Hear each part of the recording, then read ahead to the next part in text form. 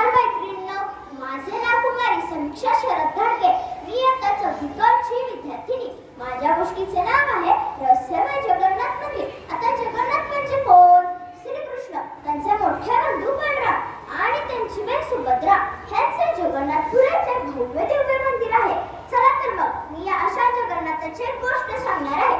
ती तुम्ही शांत चित्ताने ऐकून घ्यावी अशी माझी नम्र विनंती. महाभारताच्या युद्ध समाप्तीनंतर जेव्हा श्रीकृष्ण कौरवांच्या माता गांधारीला भेटायला जातात तेव्हा आपल्या पुत्राच्या मृत्यूसाठी गांधारी श्रीकृष्णाला जबाबदार धरते आणि कौरव कुळाचा नाश झाल्यामुळे संतापलेल्या गांधारीने श्रीकृष्णाला असा शाप दिला की तू जसा माझ्या वंशाचा नाश केलास त्याचप्रमाणे तुझ्या यदुवंशाचाही विनाश होईल आणि आजपासून 36 वर्षांनी तुझाही असाच मृत्यू होईल. हा शाप ऐकून 5 पांडव स्तब्ध झाले पण श्रीकृष्णाने हा शाप हसतमुखाने स्वीकारला.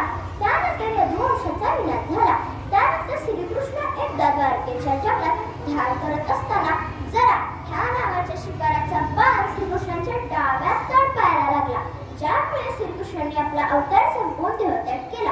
हा देहत्याग गुजरातच्या भालका तीर्थ येथे झाला. गांधारी मातेने श्रीकृष्णाला असा सुद्धा शाप दिला होता की तुझी मोठी भव्य दिव्य द्वारका नगरी समुद्रामध्ये बुडून जाईल. हो, तसेच होणार. म्हणून श्रीकृष्णाचे साथी दारू आणि अर्जुन यांनी द्वारकेतील जनसमाजाला हस्तिनापुर येथे सुरक्षित पोहोचवले आणि श्रीकृष्णांची भव्य दिव्य द्वारका नगरी समुद्राच्या प्रचंड लाटांमध्ये सामावून गेली. 5 पांडवांनी श्रीकृष्णाचा अग्निसंस्कार केला. मात्र त्यांचे हृदय झाले नाही. ते समुद्रामध्ये वाहून गेले. तेव्हा मालवांचा राजा इंद्रदूत ह्याला श्रीकृष्णाने स्वप्नात दृष्टांत दिला आणि ते पुरीच्या समुद्रात हृदय शोधण्यास सांगितले. उद्या बघतो तर काय, राजाला खरंच ते हृदय सापडले. पण एक अडचण होती. ती मूर्ती तयार करण्यासाठी कोणीही तयार नव्हते. तेव्हा विश्वकर्मा सुताराच्या रूपात येऊन मूर्ती तयार करण्यासाठी होकार देतात. मात्र त्यांची पण एक अट असते की मी 21 दिवस एका बंद खोलीत मूर्ती बनवत असेल. तेव्हा त्या बंद खोलीचे दार कोणीही उघडू नये. राजा ही अट मान्य करतो पण राजाच्या राणीने 20व्या दिवशी ते दार उघडले आणि विश्वकर्मा अंतर्धान पावले. तेव्हापासून त्या तिन्ही मूर्ती अपूर्णच राहिल्या. आता अपूर्ण राहिल्या म्हणजे काय? त्यांचे हात व पाय बनलेच नाही. तेव्हापासून त्या 3 अपूर्ण मूर्तींची पूजा केली जाते.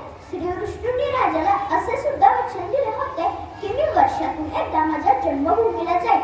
ह्या वचनानुसार दरवर्षी आषाढमध्ये जगन्नाथ, त्यांचे मोठे बंधू बलराम आणि त्यांची बहीण सुभद्रा ह्यांचा मोठा रथोत्सव निघतो आणि जगन्नाथपुरी येथे दर 12 वर्षांनी मूर्ती बदलतात. मूर्तिकार डोळ्यावर पट्टी बांधून मूर्ती बनवतो व ते सापडलेले हृदय जगन्नाथ मूर्तीला जोडतो. त्या हृदयातून आजही ठोके पडतात. असे हे अद्भुत जगन्नाथ मंदिर आहे.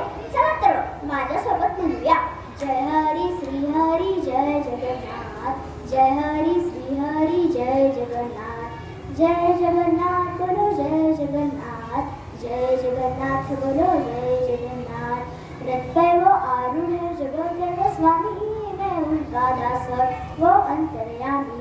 रथ पे वो आरूढ़ है जगत के स्वामी, मैं उनका दास वो अंतर्यामी. जय हरी श्री हरी जय जगन्नाथ, जय हरी श्री हरी जय जगन्नाथ. तात्पर्य, श्रीकृष्ण एवढे मोठे भगवान तरी हे ते न घाबरताना संकटांना सामोरे गेले. तेव्हा आपण कोण? आपणही न घाबरता संकटांना सामोरे जायचे.